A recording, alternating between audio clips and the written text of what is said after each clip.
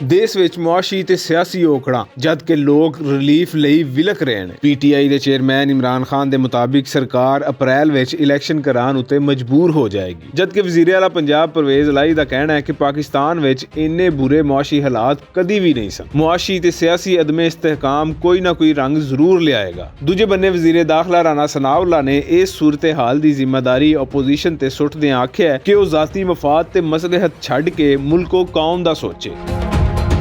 Governor state bank का कहना है कि इंपोर्ट का बहुत प्रैशर है, डॉलर नाकाफी ने। ध्यानी रवे वर्ल्ड बैंक ने पाकिस्तान लई कर्ज मुअखर कर दिता है। वर्ल्ड बैंक ने दरामदात उत्ते फ्लड लेवी लान दी मुखालफत की है। पायदार मईशत लई कर्जे दी मालियत 45 करोड़ डॉलर सी। इस दे इलावा सस्ती तवानाई लई 60 करोड़ डॉलर का कर्जा भी मुअखर किया गया है। इस सूरत हाल विच IMF दे कर्ज देन लई नखरे ते शरायतां वध गईयां ने। उधर रूस भी मैदान विच है। पाकिस्तान ते रूस दे दरमियान मुआहदे हो रहे हैं।